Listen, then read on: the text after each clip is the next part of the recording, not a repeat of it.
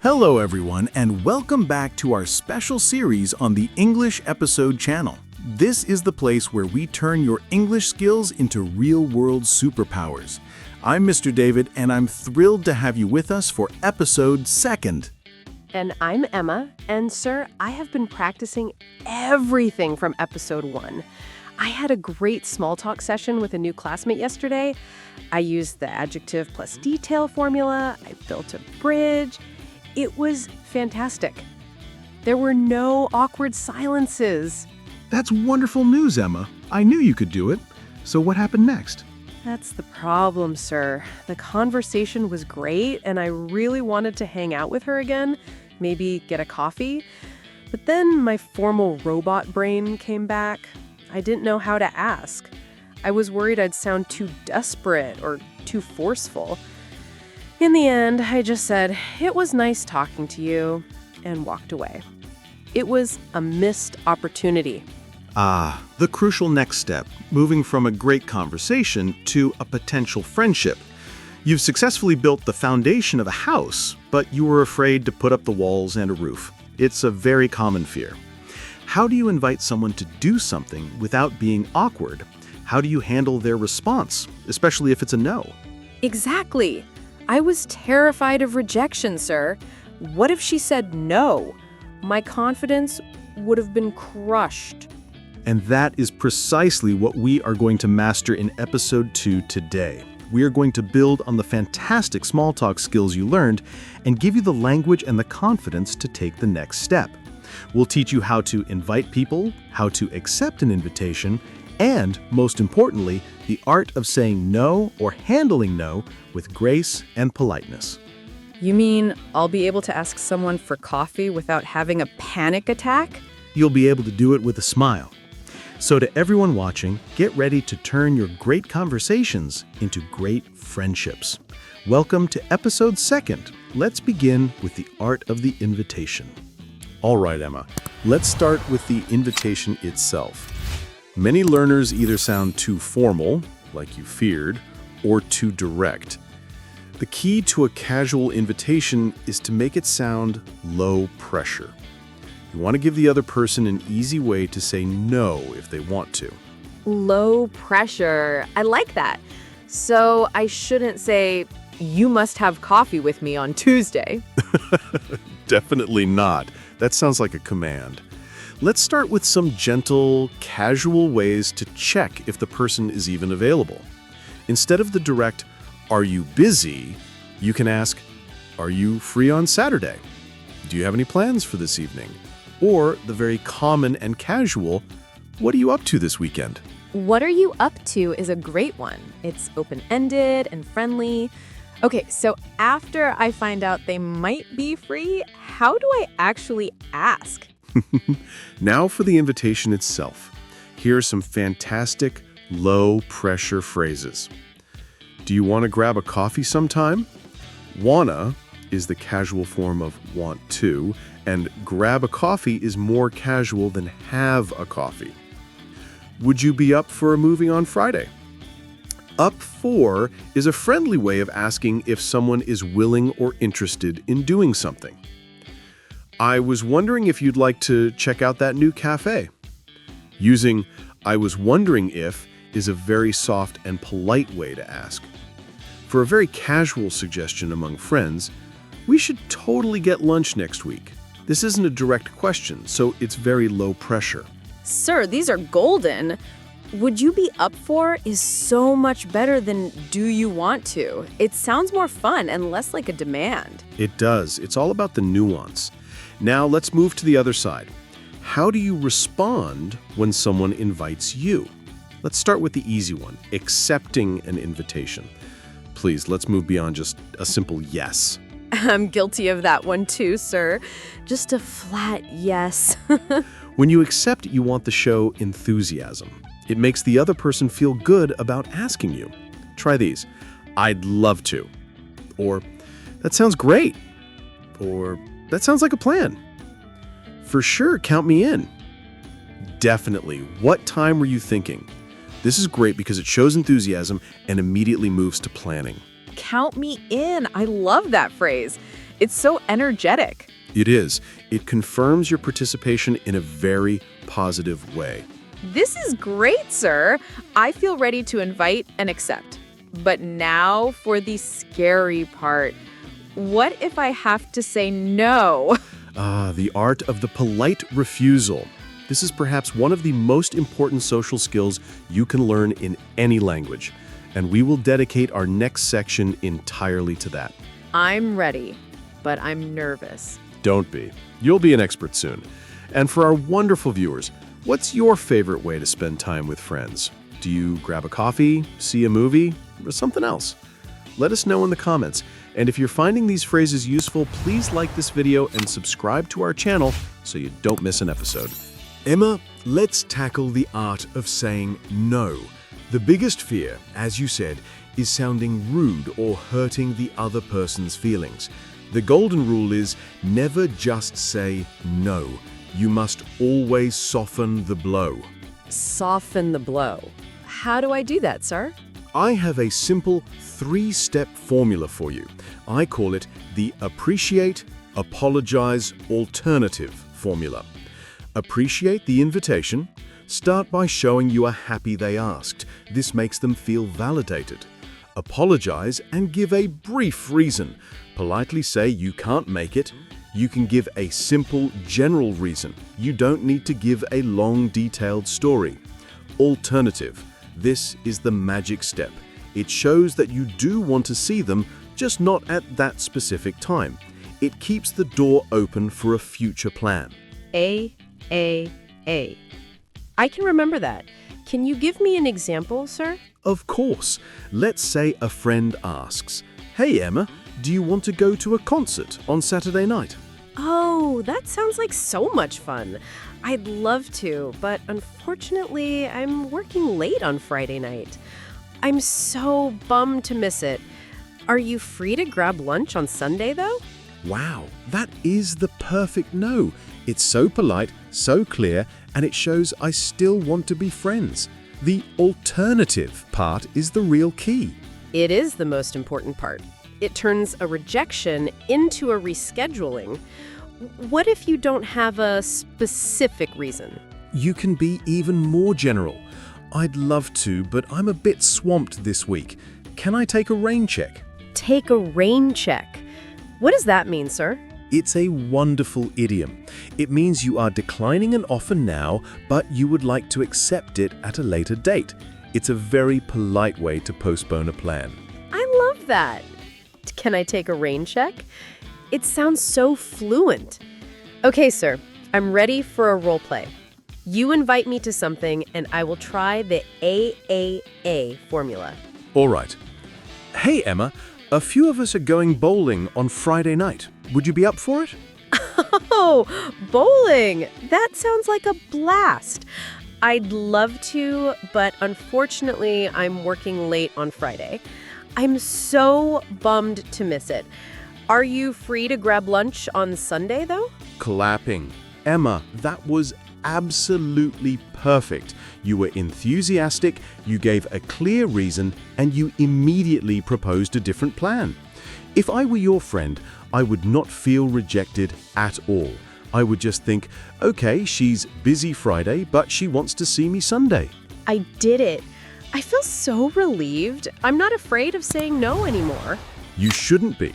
A polite no is a sign of a healthy friendship. And to our viewers, have you ever had to say no to an invitation? How did you do it?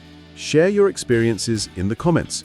And if this formula just saved you from future awkward moments, show your appreciation with a like. We've covered inviting and responding. Now for a very common problem, Emma. Have you ever made a vague plan with someone that never actually happens? Oh, all the time, sir. My friends and I are always saying, we should totally hang out sometime. But then sometime never comes. Exactly. This is vague plan syndrome. It's a nice thought, but it's not a real plan. The next skill for a great conversationalist is learning how to turn a vague idea into a concrete plan. This is about locking it in.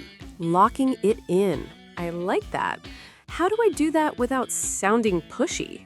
You can do it by taking the lead and asking specific follow-up questions right after the vague plan is suggested. Let's say you and a friend agree, we should grab lunch soon. Don't let the conversation end there. Immediately follow up with, I'd love that. Are you free at all next week? This moves from soon to a specific time frame. Great. What day is usually good for you? Okay, how about Thursday? Does that work for you? Proposing a specific day. So the key is to narrow it down from a vague sometime to a specific next week and then to a Thursday? Precisely. You are gently guiding the conversation towards a real commitment. Once you have a day, you need to lock in the time and place. You can ask, what time works for you on Thursday? Is there any place you've been wanting to try? This is great because it shows you care about their preference. Or you can make a specific suggestion. How about we meet at that new Italian place around 1 p.m.? So a full sequence could be, friend, we should grab lunch soon. Me, I'd love that. Are you free next week? Friend, yeah, I think so. Me, great. How about Thursday? Does lunch work for you? Friend, yes, Thursday is perfect. Me, awesome. How about we meet at that new Italian place around 1 p.m.? That is a masterclass in turning a vague idea into a concrete plan. And the final step is to confirm. Just before you part ways, you can say, okay, great. So I'll see you on Thursday at 1 p.m. Perfect. I'll send you a text to confirm. A very common casual phrase is, okay, let's lock it in. Let's lock it in. That sounds so decisive and friendly. I'm going to use that. This is so useful, sir. I always wondered why some plans happen and others don't. It's because someone has to take the lead and ask the specific questions. You are absolutely right. It takes one person to be the planner in the conversation, and now you have the skills to be that person. I feel so much more in control of my social life. That's wonderful to hear. And for our viewers, are you more of a planner or more of a let's hang out sometime person? Be honest in the comments. And if you're ready to start making concrete plans, show us by sharing this video with someone you want to hang out with. Emma, we've focused a lot on casual situations between friends. But just like in our last episode, it's crucial to know how to adjust your language for a more formal or professional context. You mean I probably shouldn't ask my boss, hey, want to grab a bite? Probably not. The principles are the same. You want to be clear and polite, but the vocabulary becomes more formal. Let's imagine you want to invite a senior colleague or a client for a business lunch. Okay, that's a very professional scenario. Instead of the casual phrases we learned, you would use their more formal counterparts. Instead of, are you free, you might ask, I was wondering if you might have some availability next week. Instead of, do you want to grab lunch, you would say, I was hoping we could schedule a lunch to discuss the project.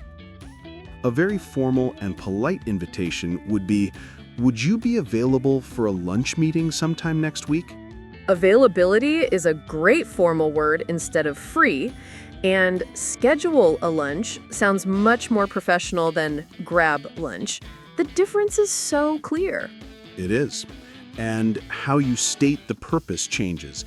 With a friend, the purpose is just to hang out. In a professional context, you often state a clear business reason. For example, to discuss the upcoming launch, or to touch base on the quarterly report. To touch base on. What does that mean, sir? It's a very common business idiom that means to briefly talk to someone to get an update or reconnect on a topic. It's a softer way of saying to discuss. That's a good one to know. What about accepting or declining a professional invitation? The same rules apply, but with more formal language. Accepting, thank you for the invitation. Yes, I would be delighted to. Next Thursday works well for me. Declining, here the appreciate, apologize, alternative formula is still your best friend, but you use professional language. Thank you so much for the invitation. Unfortunately, I have a prior commitment on that day. However, my schedule is open on Friday, if that would be suitable for you. Prior commitment sounds much more formal than I have plans, and suitable instead of works for you. I'm really starting to see the patterns of code switching between casual and formal. And that is the goal. It's not about learning two completely different languages. It's about having different levels or registers within English and knowing when to switch between them. This makes me feel much more prepared for not just my social life, but for my future career too, sir. I'm very glad to hear that, Emma. These are skills that will serve you in every area of your life. And to our viewers, do you use English at work? What's the biggest communication challenge you face in a professional setting? Let us know in the comments. It might inspire a future episode. And if you're finding this professional advice useful, make sure you're subscribed. Well, Emma, here we are at the end of episode 02. We've journeyed from the fear of asking someone out for coffee to confidently scheduling a professional lunch. We've learned how to invite, how to accept with enthusiasm, how to decline with grace, and how to turn a vague sometime into a concrete plan. Sir, I feel like another huge weight has been lifted. In the last episode, you gave me the tools to start and continue a conversation. Today, you've given me the tools to take that conversation and turn it into a real-world friendship or professional connection. I know what to do next. That is the goal. A conversation isn't just an exchange of words, it's the foundation for our relationships. And now you have the skills to build those relationships, one invitation at a time. I'm incredibly proud of your progress. Thank you so much, sir. I couldn't have done it without these clear formulas and your guidance. The pleasure is all mine. And a huge thank you to our wonderful English episode channel family for continuing on this journey with us. Your dedication and your amazing comments make this series so special. We love reading every single one. So if you enjoyed episode 02 and you're ready to continue building your conversation skills, please show your support with a thumbs up, share this video with someone who needs help making plans, and of course, hit that subscribe button so you don't miss episode 03. Your support is what allows us to keep making these episodes. So until next time, be brave, send that invitation, and keep building those connections. Goodbye, everyone. Oh, but wait, sir. There's one more situation I just thought of. Of course there is. What's on your mind, Emma? We know how to start a conversation, how to keep it going, and now how to make plans. But what if a conversation goes wrong? What if I accidentally say something that offends someone? Or what if someone says something that makes me uncomfortable? How do you apologize correctly? How do you handle a misunderstanding or a disagreement without ruining the friendship? The art of conflict resolution and repair. That is a truly advanced and incredibly important communication skill. It's easy to have a good conversation when everything is going well, but the true test of a relationship is how you handle the moments when things go wrong. Exactly. I need to know how to fix a broken conversation. That sounds like a powerful and necessary topic for our next episode, doesn't it? Get ready for episode 03, How to Handle Awkward and Difficult Conversations. Oh yes, I need that lesson. If you all watching want to learn how to apologize sincerely, handle disagreements gracefully, and repair a conversation when it gets awkward, let us know in the comments. And make sure you have that notification bell on because you will not want to miss episode 03. Okay, now I am fully prepared for the future. Goodbye for real this time. Goodbye for now, everyone.